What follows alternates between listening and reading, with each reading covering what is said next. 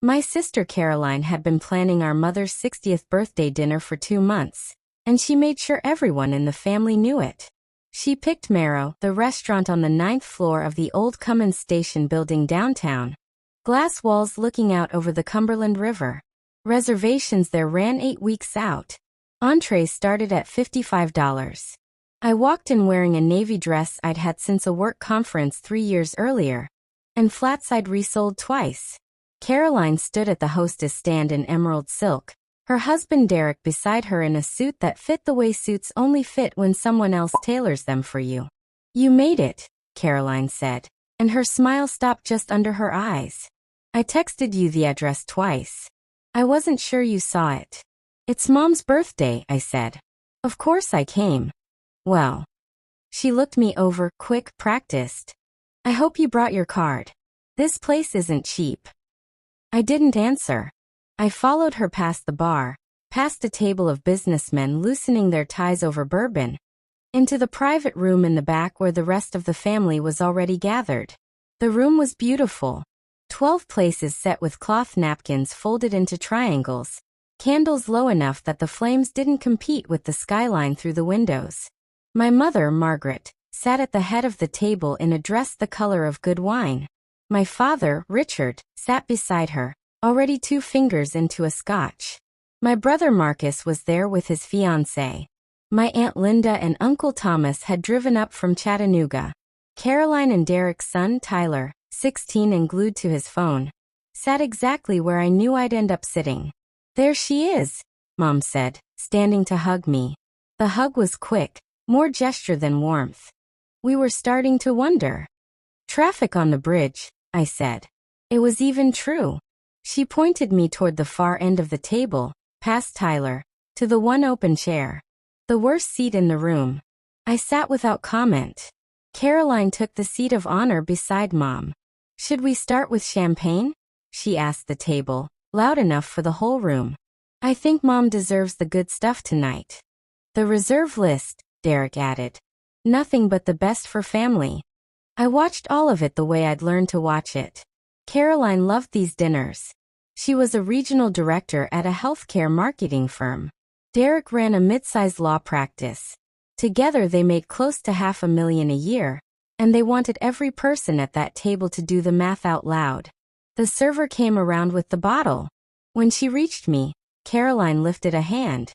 "Just water for my sister, actually," she said, sweet as anything. "No need to spend that on her." "I'll have the champagne," I said. The server glanced between us, then poured. Caroline's smile thinned, but she lifted her glass toward Mom. 60 years of grace and grit. "We love you." Everyone drank. I thought about my grandfather, Walter Doyle, who used to sit at his kitchen table on Sunday mornings with a leather ledger and a mechanical pencil, adding up every dollar that came in and went out of his hardware store, and who told me once, when I was 9 and counting the coins in a mason jar, that a person who keeps quiet records is never surprised by the truth. I still had that ledger. It sat on the shelf above my desk at the coffee shop where I worked mornings, the one everyone in my family thought was the whole of my life. They had no idea it was mine. The building either. Now, let me back up. I'm 36. I spent my 20s doing forensic accounting for a firm downtown, tracing fraud through spreadsheets other people thought were unreadable. I was good at it. I was also miserable, and 4 years ago I quit without much explanation and told my family I was figuring things out. What I actually did was buy a failing coffee shop for $60,000, most of it savings, some of it a small inheritance from my grandfather, and I spent a year learning the restaurant business from the inside, one shift at a time. I still open-rooted 3 mornings a week. I like the quiet of it, the 5 a.m. hum of the espresso machine before the city wakes up. What my family didn't know was what came after the coffee shop. What looked like a simple family dinner had, underneath it, for years of small moments I'd stopped correcting. The first one I remember clearly was at Thanksgiving, 2 years back. Caroline had just made regional director. She stood in Mom's kitchen describing her new title while I refilled the gravy boat. And when I mentioned, quietly, that I'd signed a lease on a second space, she said, "That's sweet," in the same voice she used for Tyler's soccer trophies, and turned back to the room to keep talking about her promotion. Nobody asked what the second space was. I didn't offer it again.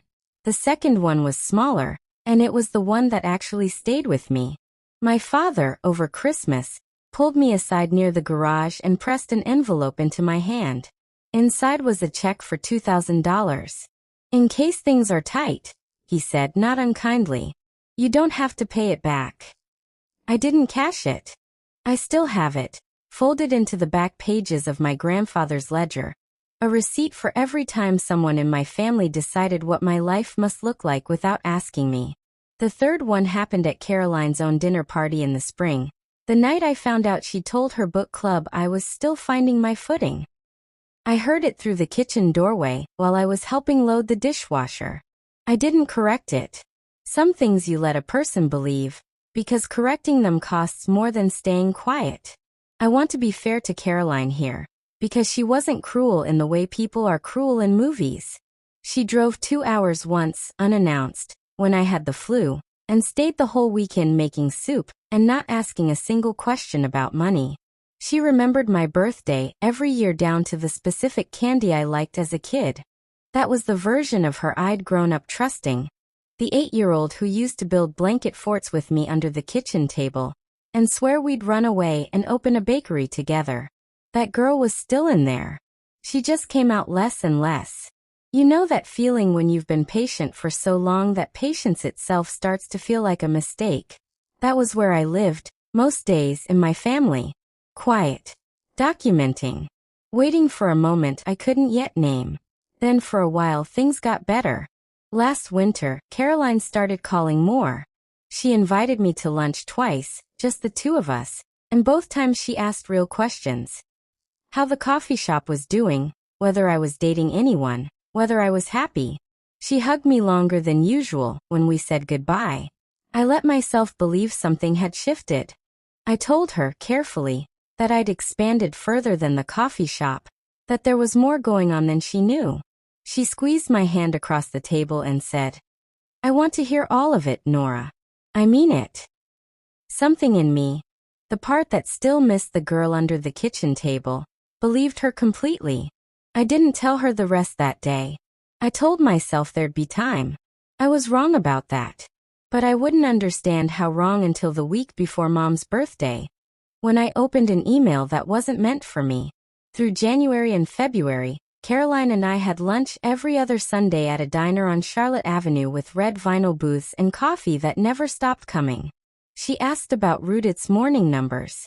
She asked once whether I ever regretted leaving the accounting firm. And when I said no, she nodded like she actually believed me. She sent a text in February that just said, "Proud of you. You know that?" And I sat in my car in the Rooted parking lot for a full minute before I could make myself drive home. I started telling her things. Not everything, but real things. I told her about the second property, the French bistro in the Gulch, and she asked good questions. What the margins looked like, how I'd financed it, whether I'd hired the chef myself. I told her about Simone Vasquez, who I'd poached from a restaurant in Chicago, and who now ran my kitchens with a kind of controlled fury I'd grown to depend on. Caroline laughed at the right places. She remembered details the next time we talked. For the first time in years, I let myself believe my sister actually wanted to know me. My father called in March and asked if I needed anything for the business. I told him no, that things were stable, and he said, "Good. That's good, Nora," in a tone I hadn't heard from him since I was a kid bringing home a report card. Small thing. It mattered anyway. Even Tyler, my nephew, texted me out of nowhere asking if he could shadow me at Rooted for a school project on entrepreneurship. I said yes. He came in on a Saturday, 16 and awkward, and watched me pull shots for 2 hours, and at the end he said, "This is actually kind of cool." Like he was surprised. I kept that text thread. I still have it.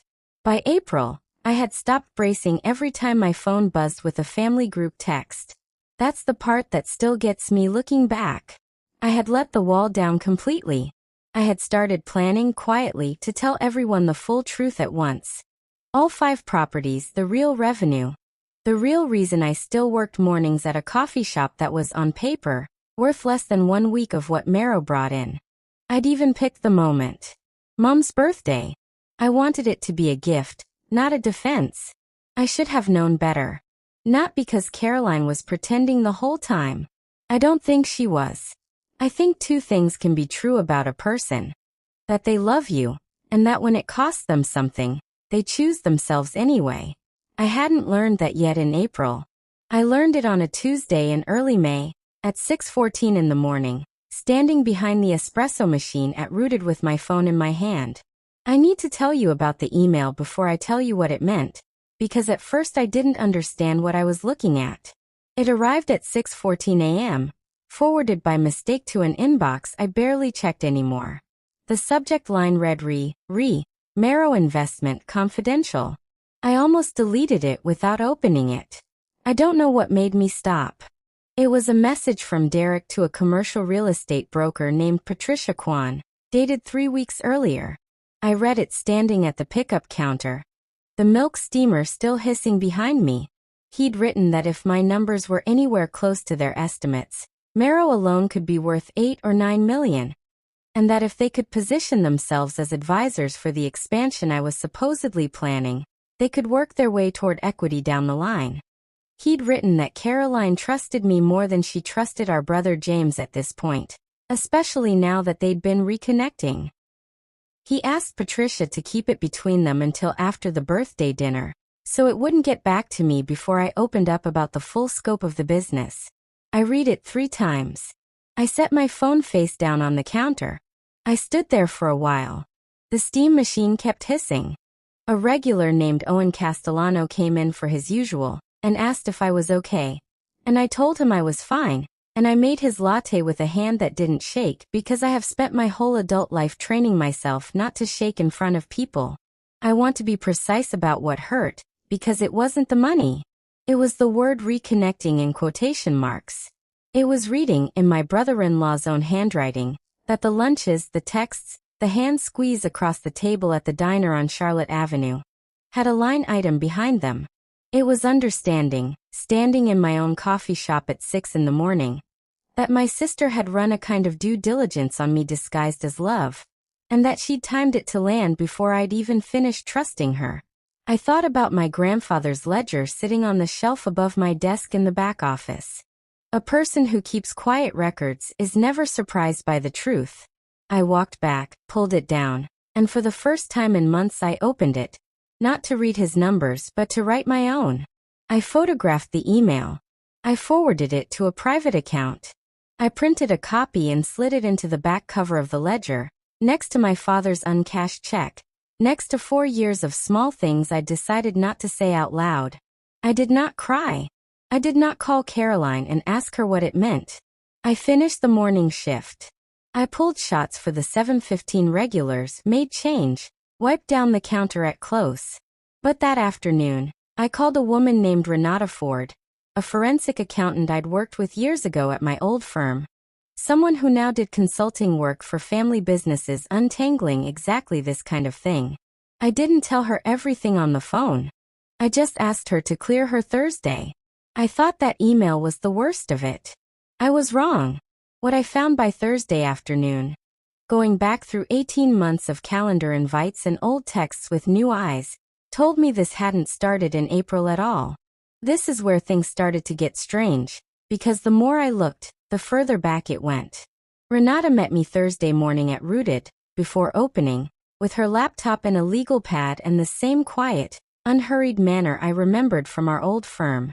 I laid out what I had: the forwarded email, the calendar of lunches, the text from Caroline going back to January. She read through it once without speaking. Then she asked me to pull every calendar invite Caroline had sent me in the last 2 years. It took an hour. What we found was a pattern I hadn't let myself see while I was living inside it. The lunches hadn't started in January by accident. They'd started 4 days after Derek's law firm brought on a new client, a mid-sized commercial developer who'd just closed on 2 lots in the Gulch, half a block from my bistro. Renata found the filing. Derek had done the closing himself. He'd have known your property values before Caroline ever texted you, Renata said. This isn't a hunch. It's timed. There was more.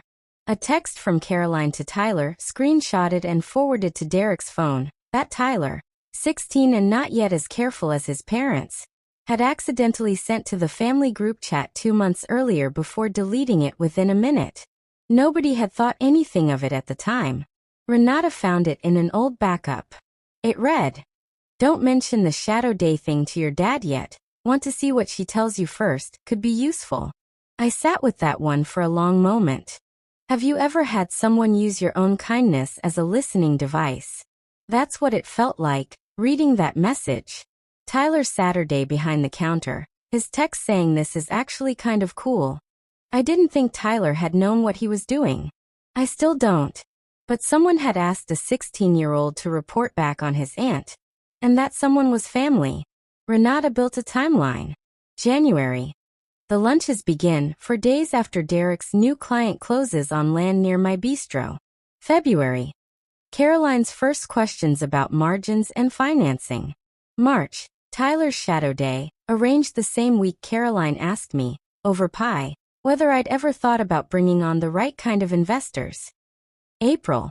The email to Patricia Kwan, and Caroline's line about James, my brother, trusting me less than she did. That last part surprised me more than anything else in the file. James had never once asked me for anything. He'd texted me a joke a month ago about opening a competing coffee cart just to annoy me, and that was the extent of his involvement in my business. Caroline had used his name as a wedge without him ever knowing it. You have enough here to protect yourself, Renata said, closing her laptop. Whether you want to do anything more than that is a different question. I didn't answer right away. I looked at the ledger sitting between us on the counter, my grandfather's handwriting on the inside cover. Every account balances eventually. Make sure you're the one holding the pen when it does. I thought about how many years I'd spent letting people believe a smaller version of me, because it was easier than being seen and misunderstood at the same time. I thought about the girl under the kitchen table, who wanted to open a bakery with her sister. I didn't know yet, that Thursday, exactly what I was going to do on Saturday night. But I knew I wasn't walking into that dinner with the ledger closed anymore.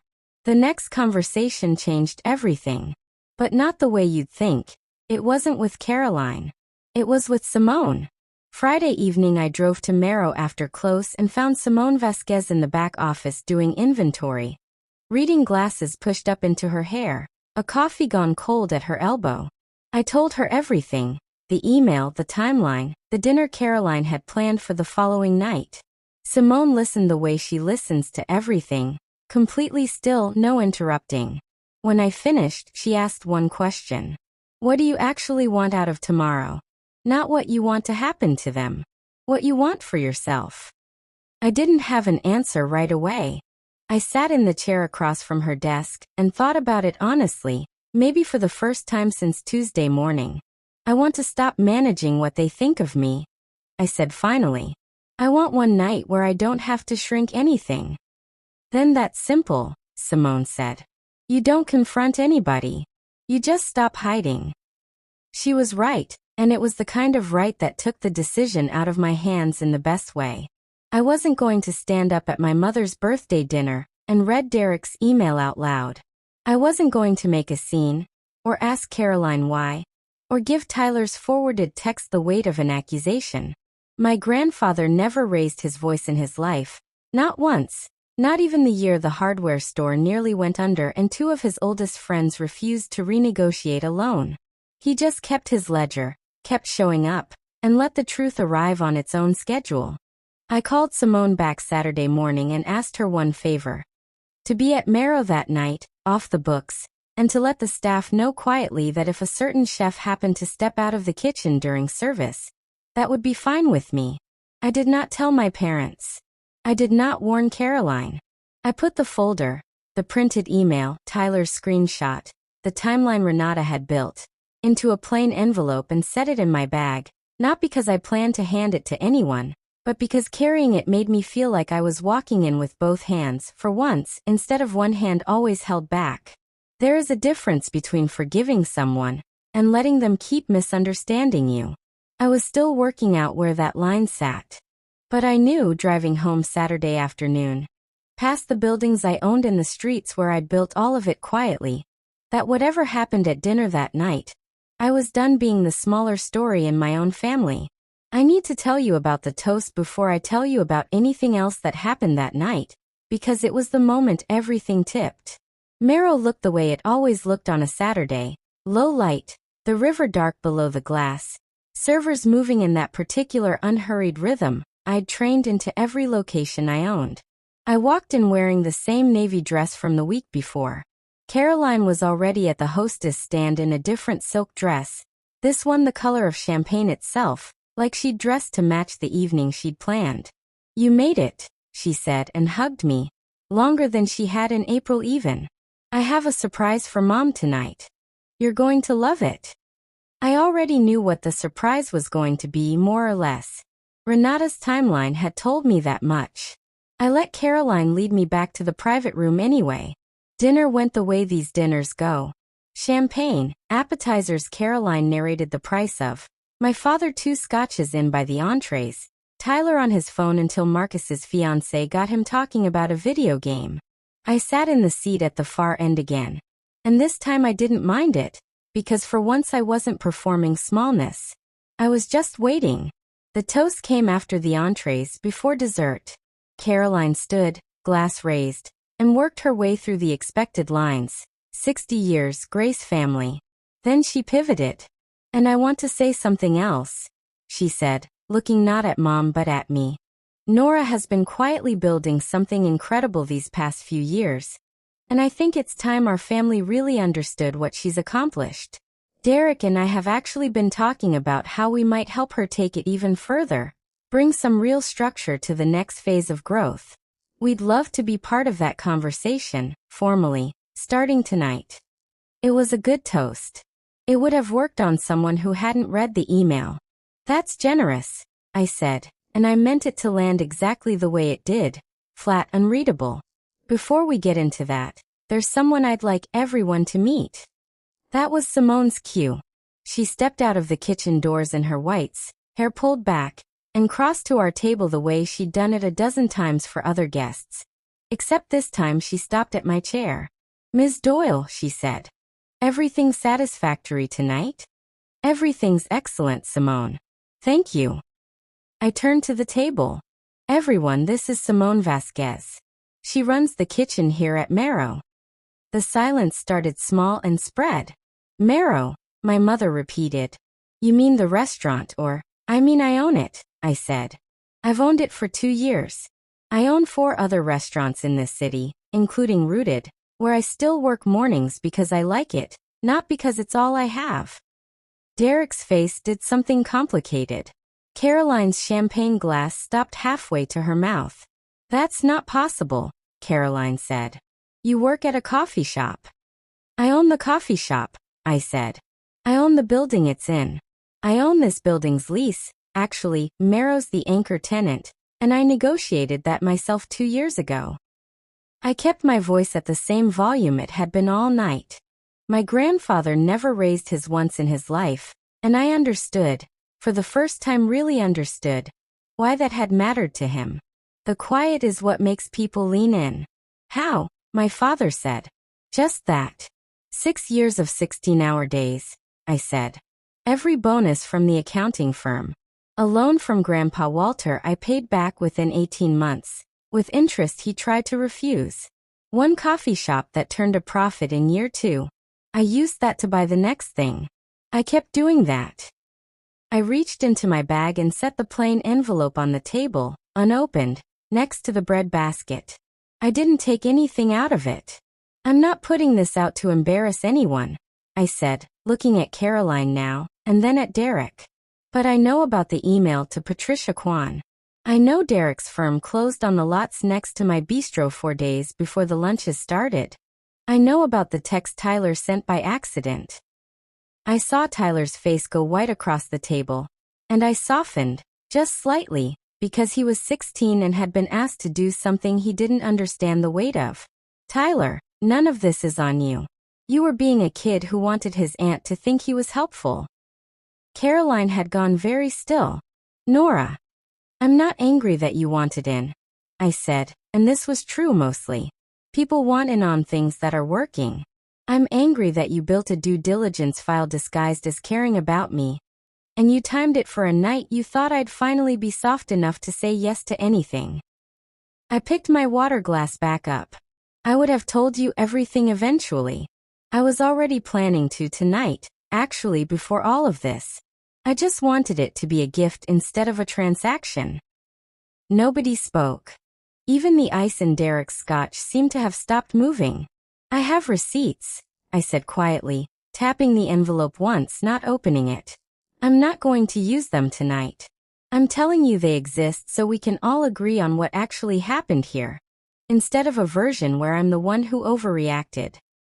The server came in with the check folder for the bar tab and set it near Derek out of habit. Nobody reached for it. Simone cleared her throat gently. Ms. Doyle, should I bring out the cake now or? Give us a minute, Simone, I said. Thank you. What happened after that dinner didn't resolve in one night, and I want to be honest about that, because tidy endings are easier to tell than true ones. Caroline cried at the table, and I don't think it was performance, though I've learned that with her the two things can live in the same breath. She asked, more than once, if we could talk properly, not at a family dinner, not with an audience. I said yes, eventually, 3 weeks later, at the diner on Charlotte Avenue where the lunches had started. I brought the envelope. I didn't open it there either. I told her I'd probably never need to, as long as she understood I knew what I knew. I wanted to matter to you the way Derek's clients matter to him, she said that day, turning her coffee cup in slow circles. I didn't know how to just be proud of you without finding an angle in it. I don't even know when I started thinking that way. I didn't forgive her completely that day. I'm not sure that's a single moment anyway, forgiveness. I think it's 100 small decisions to keep showing up, the same way trust is. But I told her I was willing to find out what a real version of us looked like, slower this time, with nothing writing on it. Derek and I have not spoken much since. His firm quietly withdrew from the commercial deal near my bistro once it became clear I wasn't interested in advisors. That was its own kind of answer. My father cashed nothing and asked for nothing after that night. He came into Rooted on a Tuesday morning a month later, sat at the counter, and asked me to teach him how to pull a shot properly, so I understand what you actually do all day. I did. He was terrible at it. We laughed more that morning than we had in years. My mother asked, gently, why I'd never told her. I told her the truth, that I had tried, more than once, and the moment had always gotten talked over by someone else's good news. She didn't argue with me. She just said she was sorry, and asked if she could come see Marrow properly sometime. Not as a birthday dinner, just as a Tuesday. Tyler still texts me sometimes. He asked if he could come back and shadow me again this summer. For real this time, no weird stuff, which told me he understood more about that spring than any of the adults gave him credit for. I said yes. I still work mornings at Rooted 3 days a week.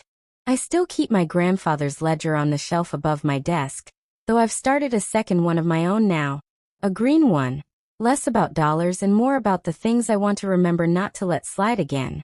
Which conversations to have out loud, which silences cost too much. Write it down, my grandfather used to say. I didn't understand it when I was 9, watching him count coins into that mason jar. I understood it standing behind an espresso machine at 6 in the morning reading an email that wasn't meant for me. I keep understanding it a little more every year. The truth doesn't need you to raise your voice.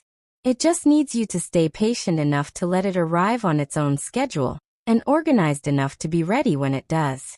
I still drive past the buildings I own most mornings on my way to open the shop.